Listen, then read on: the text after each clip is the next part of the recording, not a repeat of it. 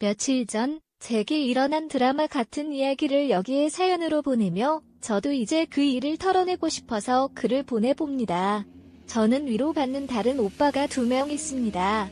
오빠들의 아버지는 교통사고로 일찍 돌아가셨고 엄마는 혼자서 오빠들을 키우다가 지금 제 아빠와 사랑에 빠지셨고 재혼하셨습니다.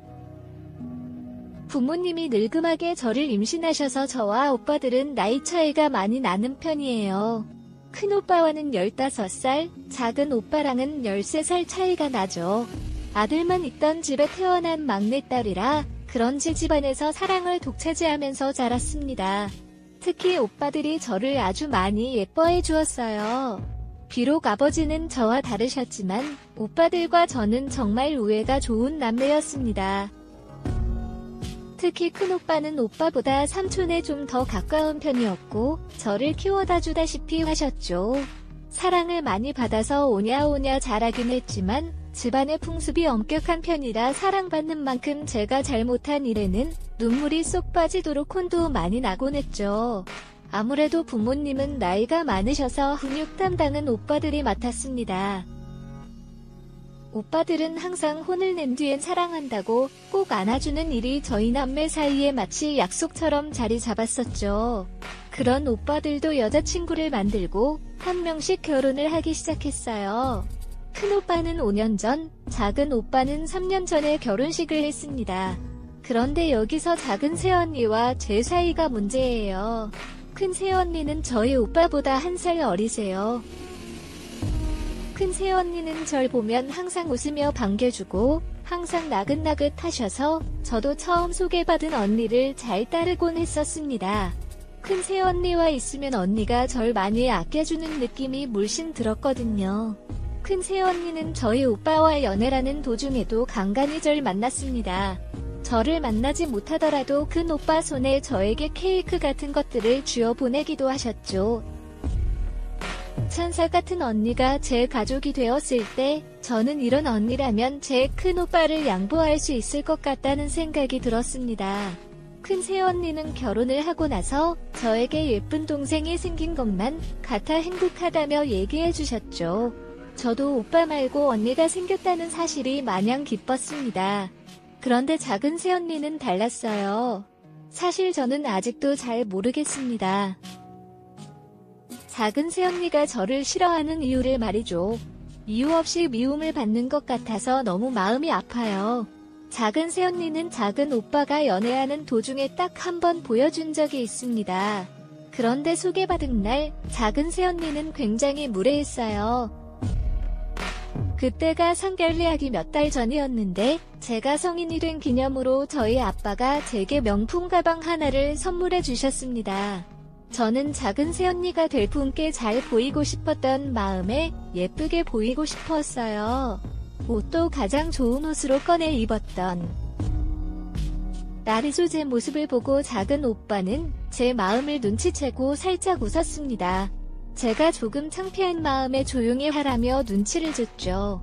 작은 오빠는 제 마음을 알아차렸으니 저와 작은 새언니 둘만 남겨놓고 화장실을 간다며 잠시 자리를 비웠습니다. 제가 친해지고 잘 보이려 한다는 걸 알고 있으니 아마 둘만 얘기할 수 있는 시간을 준 것 같아요. 그런데 그때 작은 새언니가 저보고 참 철이 없다고 웃으면서 얘기를 하시더라고요. 제가 처음에 잘못 들은 줄 알았습니다. 멍청하게 "네?" 라고 되물었죠. 작은 새언니는 나이도 어린데 명품으로 몸을 휘두르고 다니면 싸 보인다고 말하셨어요.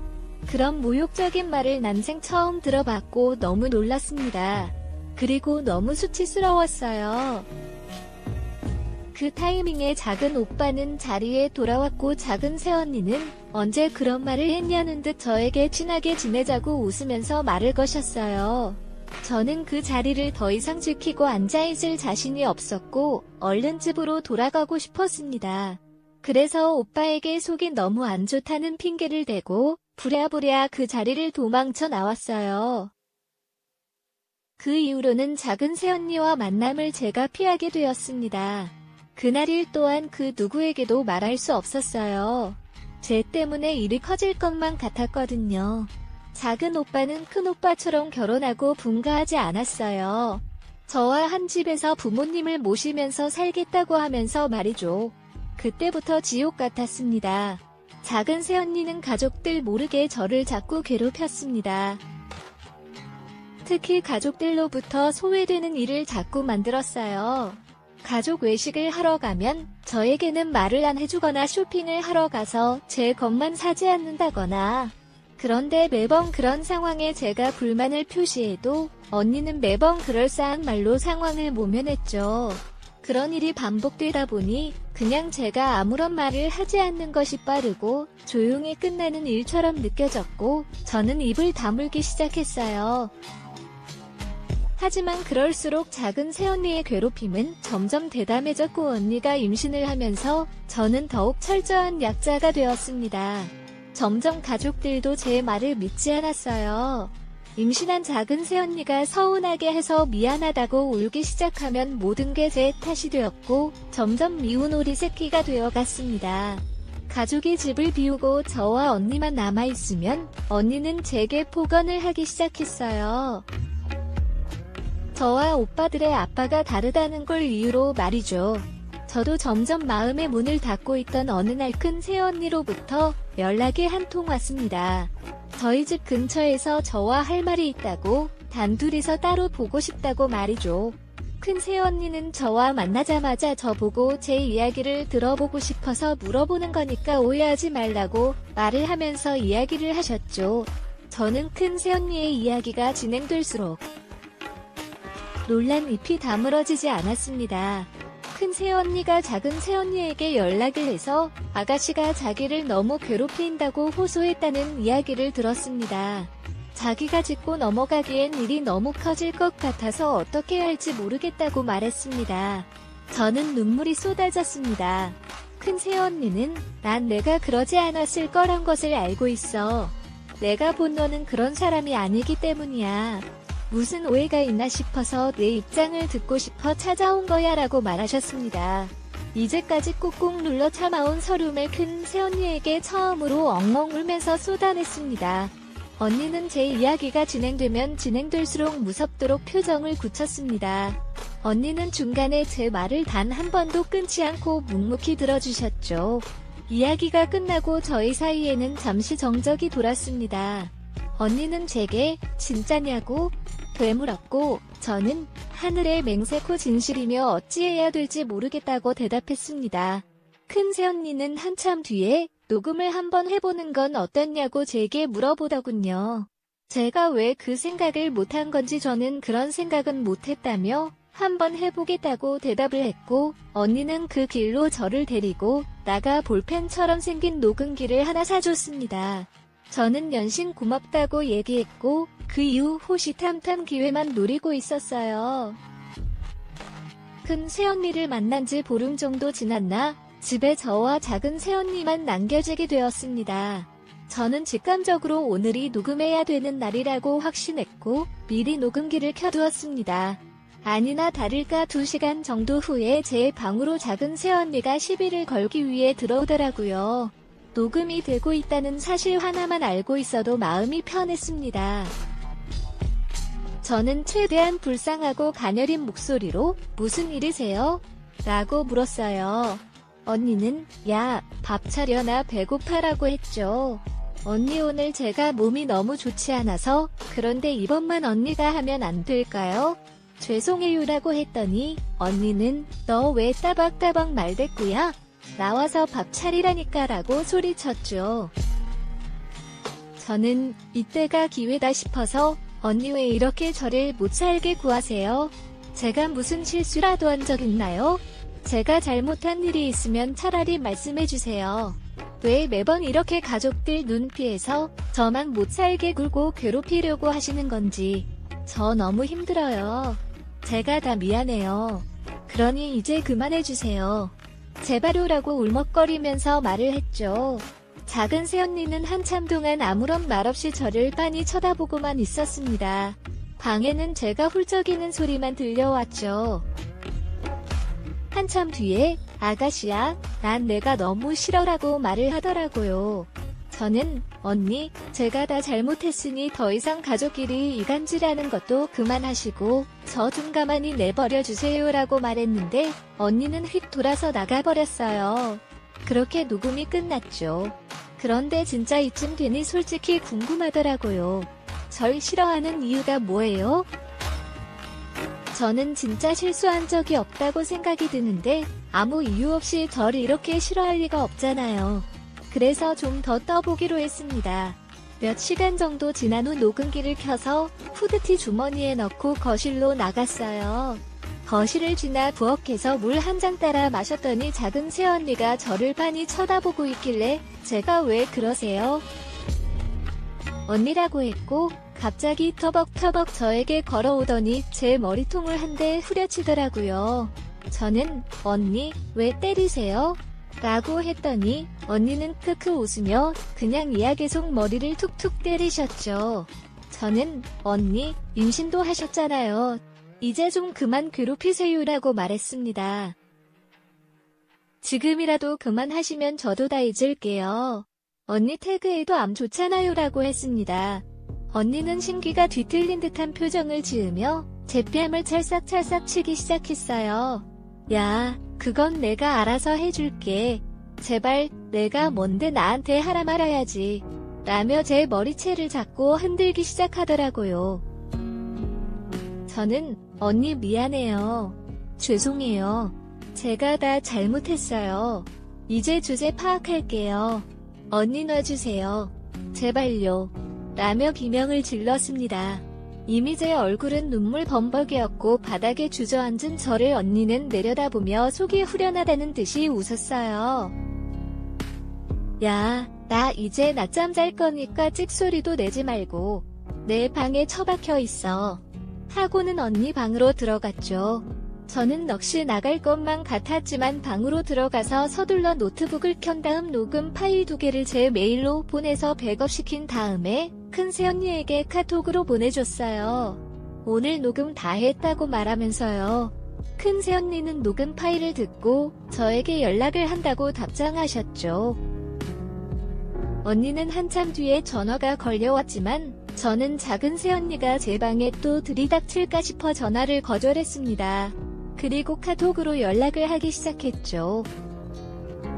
큰 새언니는 제게 먼저 괜찮냐고 물어봐 주시고 오늘 저녁에 언니가 저희 집으로 올 테니 같이 얘기해보자고 하셨어요. 옆에서 제 손을 잡고 편을 들어줄 테니 한번 용기 내보자고 말이죠. 저는 알겠다고 답장했고 가족들이 귀가하기만 기다렸습니다. 하나 둘씩 집에 가족들이 왔고 마지막으로 큰오빠와 새언니가 도착했어요. 큰 새언니는 가족을 거실로 불러 모았고 저를 방에서 데리고 나왔습니다. 제 손을 꼭 잡아주며 할 수 있다고 말해주는 언니를 보고 용기를 냈어요. 눈치를 보니 큰오빠도 무슨 일인지 아무것도 모르는 눈치더라고요. 저는 재생하기 전 가족들에게 나도 진짜 많이 생각했고 고민 많이 했어요. 내가 아무런 말도 없이 참기만 했던 이유는 저로 인해 가족 간에 큰 불화가 생겨서 일이 커질까봐. 그거 하나 너무 걱정이 돼서 나 하나 참고 말자. 그렇게 계속 다짐했어요. 근데 점점 너무도가 지나치고 참기 힘들어졌어요. 나랑 같이 사는 가족들은 내가 변했다고 작은 지연이 편만 들었는데 유일하게 큰 새언니만 내 말 믿어줬어요. 진짜 나 너무 힘들고 죽고 싶었어요. 라고 말을 하니 작은 새언니는 아가씨, 또 제가 뭐 서운하게 한 적 있나요? 저도 이제 너무 지쳐요. 이제 그만 좀 하면 안 되나요? 라며 지지 않고 말을 하더라고요. 거실에 불려나온 가족들도 저를 질책하는 듯한 눈빛을 하며 저를 쳐다봤죠. 큰 새언니는 옆에서 한숨을 푹 쉬며 그래도 얘가 이렇게까지 말을 하고 그녀가 한 번쯤은 들어보는 것이 어때? 라며 권해주셨습니다. 제 언니의 손을 꽉 잡은 채 방에서 꺼낸 노트북을 켜서 오늘 녹음된 파일을 재생했습니다. 파일이 재생될수록 가족들의 표정은 굳어졌습니다.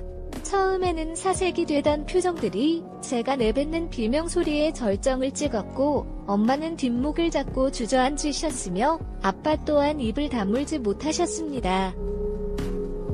큰 오빠는 멍하니 절 바라만 보았고, 작은 오빠는 믿기지 않는다는 듯 제게 진짜냐? 고 물었습니다.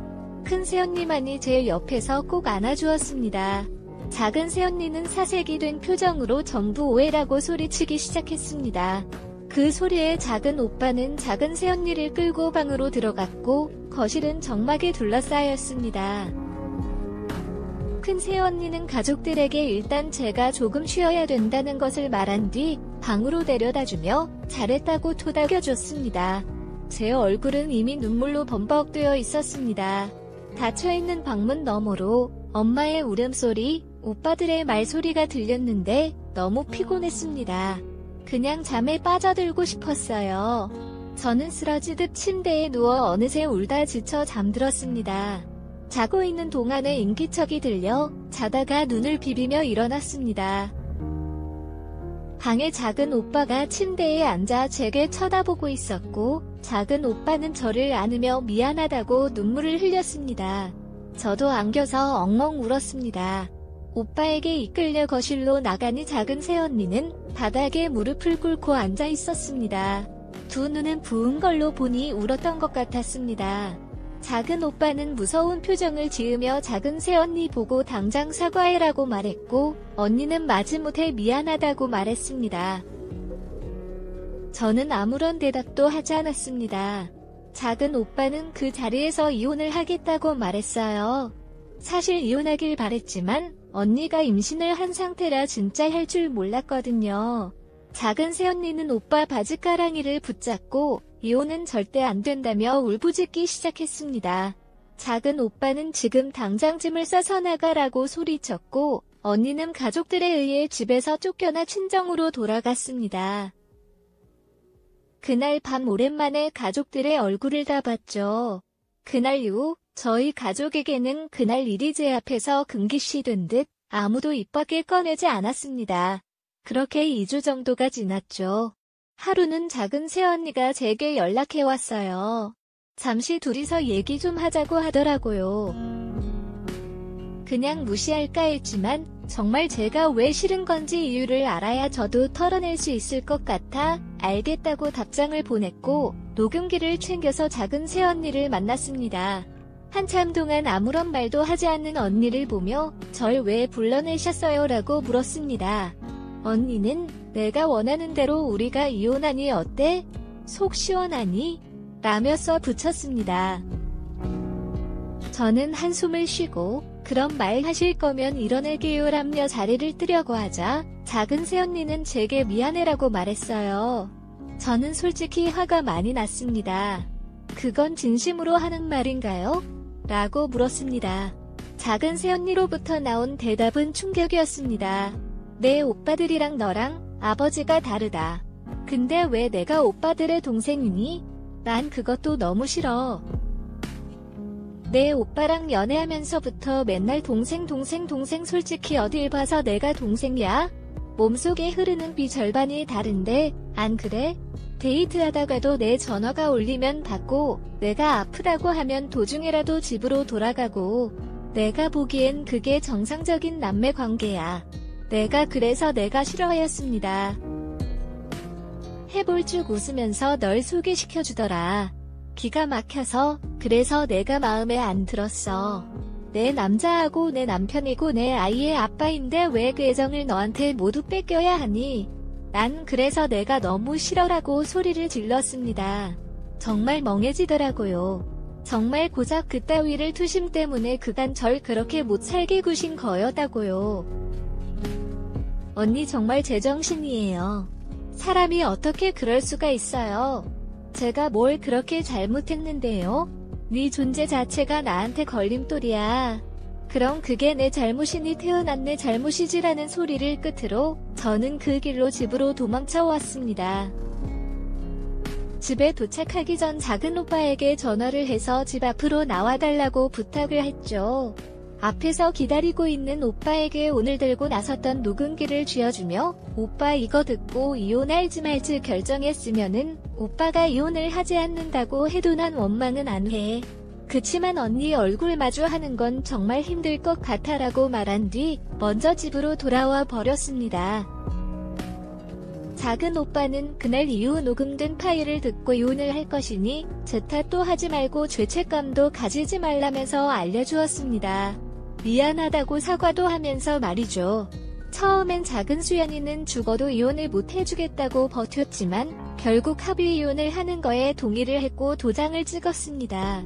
작은 새언니는 저희 집에서 완전히 짐을 뺐고 새언니네 친정 부모님께서는 저희 부모님과 제게 연신 고개만 숙이셨어요. 저는 오랜 시간 끙끙 앓았었는데 큰 새언니의 지원으로 인해 이렇게 빨리 해결이 되었고 괴롭힘에서 벗어나게 되어 너무 고맙고 신기합니다. 언니에게 감사하다는 인사를 수십 차례 했어요. 사실 그동안 닫혀져 있던 가족에 대한 마음을 열기 시작하는 게 아직 힘이 듭니다. 예전처럼 사랑을 받으면서도 억울한 감정이 울컥울컥 치솟고 있어요. 그럴 때마다 큰 새언니는 이런 제가 지치지도 않는지 옆에서 항상 잘할 수 있다고 응원을 해주십니다. 저는 그런 언니가 너무 고맙고 좋아요. 저도 이렇게 사연을 보내는 것을 끝으로 이제 우울한 감정을 다 털어내고 옛날 화목했던 그 시절로 돌아가려고 노력하겠습니다. 제게 버팀목 같은 역할을 해주시는 큰언니에게 너무 고맙고 사랑한다고 전하고 싶네요.